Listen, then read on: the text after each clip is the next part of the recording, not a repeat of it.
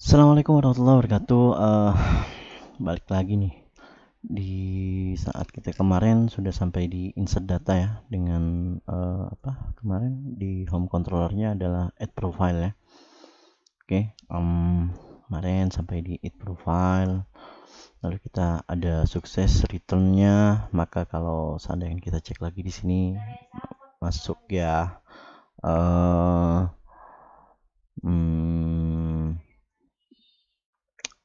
Oke dah. Kita lanjut untuk pembuatan hal yang berikutnya. Bagaimana kita menampilkan sebuah data dari database, menampilkan data dari database yang ada di sini. Kita akan tampilkan di view dan kita akan belajar templating Blade atau bisa dikatakan Blade Engine. Nah, sekarang kita kembali ke add profile di sini. Kita kembali ke root-nya. Kita akan menampilkan sebuah list root. Kita buat sebuah root lagi, routing yang dimana kita butuh list, lalu kita mengoper sebuah controllernya ke home controller, lalu kita ke list, berikan nama list, home controller, home controller, lalu namanya list, kita ke sini, lalu kita membuat sebuah list di sini, public function harus sama dengan yang di depan list. Maka kalau kita cek di sini, maka ini yang harus sama menggunakan metode list ke sini. Lalu kita save. Lalu apa yang akan kita lakukan? Kita akan memanggil profile yang ada di dalam sini. Ini akan ditampilkan di sebuah bleeding, akan menampilkan sebuah bleedingnya yang seperti ini. Oke, kita gini aja. Pertama, kita butuh variabel untuk memanggil database-nya atau memanggil datanya di dalam database. Contoh list, saya pakai plural sama dengan profile. Saya ambil all.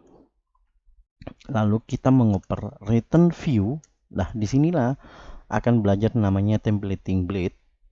Kita akan mengoper sebuah jika seandainya list diklik, apa yang akan terjadi? Akan dilempar ke halaman mana. Lalu kita buatlah contoh semacam list. Lalu ya ini aja dulu. Lalu kita ke resources, view. Oh, ini ada list ya, saya delete dulu. Lalu saya membuat sebuah baru, namanya sesuai dengan yang ada di list yang ada di sini. Namanya harus sesuai. List dot blade dot php. Nah, ini yang dikatakan bleeding engine Blade. Maka kita pasti di Laravel akan menemukan ada beberapa file yang namanya bleed. Nah, kita kembali ke awal bahwa resources tempatnya ada di view. Tampilan semua view akan ada di resources view. Jadi sekali lagi tampilan itu semuanya akan ada di sini. Nah, kalau kita mengecek kepada home, lalu ada app layout. Kalau kita ke home, kita kembali lagi ke home, ada app layoutnya. App layoutnya adalah modelnya seperti ini. Nah, kalau kita mempelajari one by one, satu persatu, ini ada guest. Jika seandainya dia tidak login, maka ditimbulkan muncul login dan register. Atau jika dia login, maka ditimbulkan logout, kan begitu. Nah, lalu di sini kita ada mengenal namanya yield content. Dan yang sudah kita singgung di awal bahwa juga di sini ada title yang sudah saya masukkan kemarin. Benar. Yield title-nya. Nah, jadi antara di bleeding di sini bahwa kita akan menggunakan ini dan menggunakan yang namanya contain. Jadi untuk yang lain-lainnya maka itu standar akan ikut. Jadi saya katakan di awal bahwa kenapa kita menggunakan framework, karena kita tidak mau mengulang coding ini secara terus menerus. Dalam tanda kutip, harusnya kan ini di copy lalu kita paste di sini, kan begitu. Sedangkan kita nggak butuh nih, kita hanya butuh title-nya, lalu kita hanya butuh, dan yang lain-lainnya saya kira sama. Jadi contohnya kita hanya membutuhkan sebuah hal yang ini, yang selalu berubah adalah kan kontainernya. Maka kita nggak akan mengcoding secara terus menerus begitu. Jadi itu namanya redundant ya, bisa dikatakan redundant nih. Jadi mengulang terus menerus begitu. Padahal kita hanya butuh mengubah sebuah kontainernya yang di tengah saja. Oke, kita nggak lama-lama, kita contohin aja. Saya coba contoh, kita mengambil dari profile ya. Lalu di dalam profile kita ambil sebuah list kayak gini. Jadi extendnya layouts.apps, maksudnya dia ke layouts, ke apps. Lalu titlenya adalah saya tambah di sini list. Lalu konten, lalu saya buat ini stop.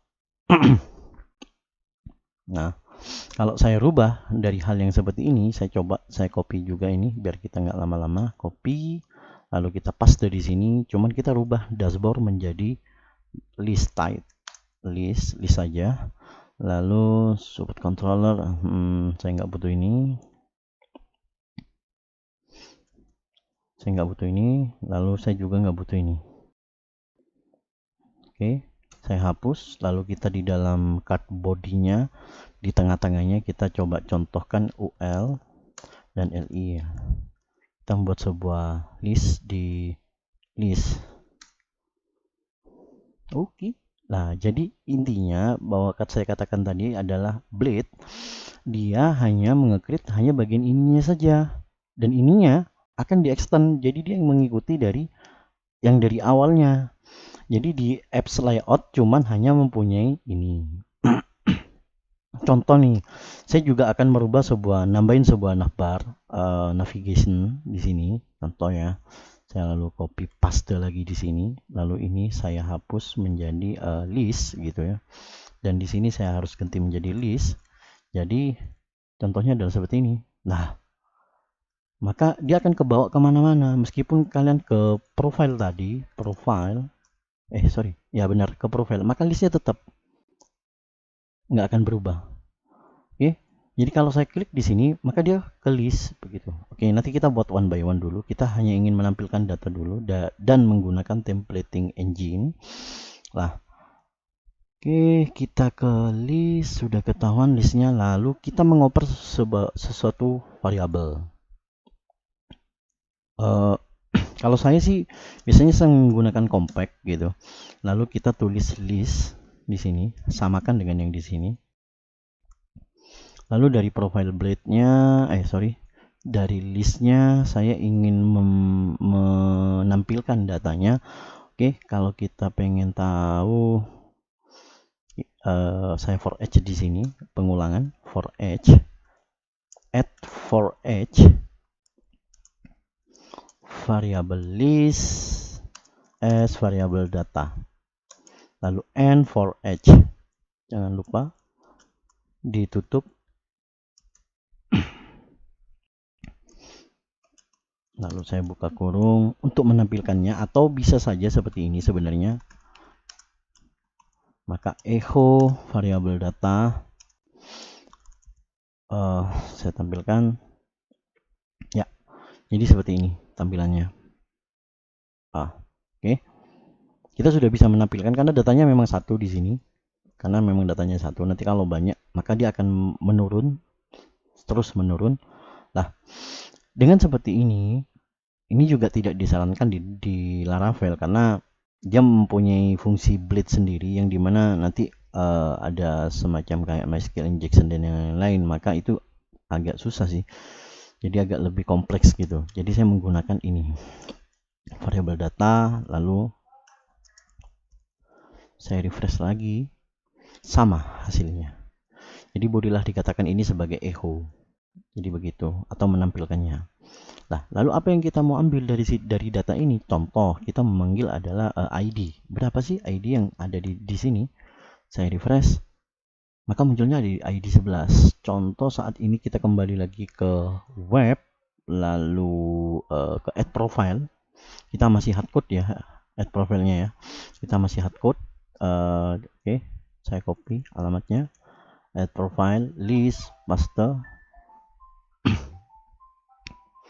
Oke, saya sukses, berarti menambahi, lalu akan ada 2, dan harusnya di list pun juga harus ada 2. Oke, 2 data yang dimana ID-nya adalah 11 dan ID-nya adalah 12. Oke lah, nanti kita akan berbicara bahwa profil hanya dimiliki oleh satu user dan user memiliki satu profil.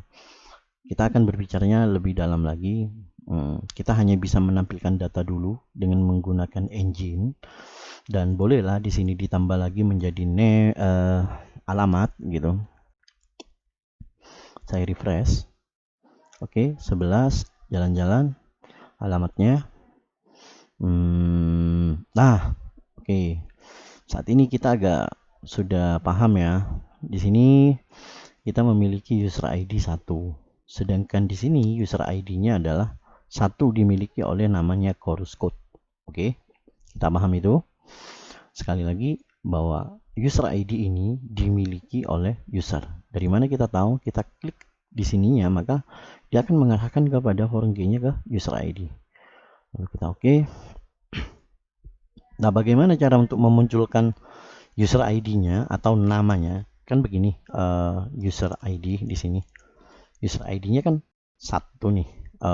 User ID-nya 1 nih. Bahwa 11 user ID 11 dimiliki oleh user ID 1, ID 12 dimiliki oleh user ID 1. Nah, bagaimana cara memunculkan namanya di sini? Nah, di sini kita akan belajar namanya relasi sekaligus relation. Maksud dari relation adalah kita ke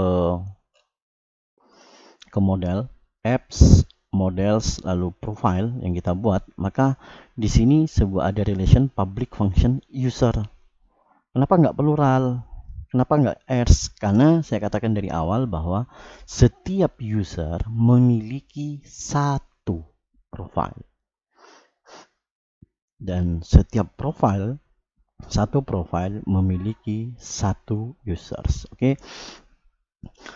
Return this has one, karena dia hanya memiliki satu. Jadi ini di profile ya, di profile. Jadi profile ini bahasanya adalah, saya bahasakan gamblangnya adalah user di sini, ya profile di sini, profile di sini hanya memiliki satu user yang dimana ID-nya sama dengan user ID. Nah, ID dari mana ini? ID dari user. Si ID dari usernya. Jadi bahasanya adalah profile memiliki satu user yang dimana ID-nya sama dengan user ID-nya profile. Jadi bahasanya begini kan. Jadi user ID ini dimiliki oleh user ini. Hanya memiliki satu. Ini user ini, profile ini memiliki user ID-nya hanya satu. Oke. Dari sini kita paham, dan jangan lupa bahwa kita mempunyai methods namanya adalah user. Oke. Kalau kita ke list di sini, ini saya ganti menjadi user, lalu kita panggil name. Loh, kok name? Jadi dia tanpa kita pahami, tanpa kita sadari bahwa kita sudah mengakses tabel user, dan kita butuh name. Oke, saya coba refresh dulu. Muncullah dia. Benar. Kita mencoba dengan email. Saya refresh, ya muncullah namanya. Jadi dengan sebegitu gampang kita tidak men-select join. Biasanya kita melakukan join. Nah, dengan Laravel kita, ya ini sebenarnya sih join juga, cuman dia hanya mempersingkat seperti itu. Jadi bahwa di profile, sekali lagi profile hanya memiliki satu users yang dimana ID-nya users sama dengan user ID-nya. Gampangannya seperti itu bahasanya. Lalu kita panggil usernya. Kalau seandainya kita ganti di sini profilnya menjadi users umpama, lalu saya refresh di daerah sini, ini kan terjadi error. Maka ya benar error. Karena kenapa? Ini yang kita bawa ke bleedingnya. Saya refresh, dia akan kembali lagi. Oke, saya kembalikan lagi, lalu saya kembalikan lagi di sini. Saya tidak menggunakan s user. Lalu ya benar. Saya refresh. Sip. Lalu saya butuh name ya. Name. Terus saya pindah ini ke atas ya. Jadi nama ini Horuscode memiliki ID 11, jalannya adalah jalan-jalan, dan namanya juga Horuscode memiliki ID 12, namanya jalan-jalan. Oke. Jadi semudah itu kita mempelajari sebuah namanya hash1. Jadi hanya memiliki satu. Jadi sekaligus profile bergabung dengan users. Nanti kita akan menjalani banyak, dan sepertinya kayaknya disepakati kita akan membuat sebuah buku tamu, mungkin buku tamu dengan menu-menu yang lain. Oke. Kita tampilkan sebuah list dengan menggunakan template engine seperti itu. Oke, saya jelaskan kemarin, saya ada yang lupa saya jelaskan di dalam profile. Di dalam profile kemarin saya pernah menulis sebuah protected variable hidden sama dengan HP umpamanya.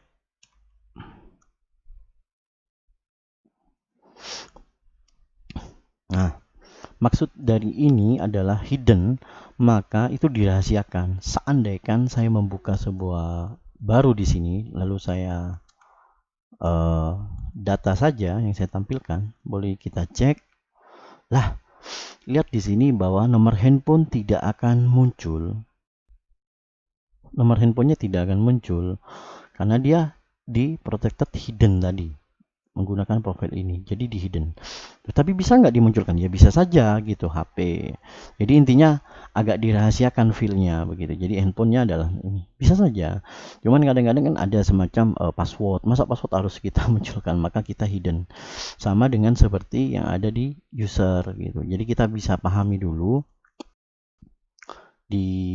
seperti di user. Oke. Nah, di user maka ada password dan member token, jadi dia dirahasiakan, tidak boleh password sampai ada yang tahu. Jadi yang available-nya adalah ini aja yang boleh kita nge-create-nya nanti. Oke, sekelas itu saja kita bahas sekarang ini. Mungkin kita bisa latihan lagi, kalian bisa menambah user fill-nya yang lain. Masih tetap semangat. Maka saya akhiri. Assalamualaikum warahmatullahi wabarakatuh.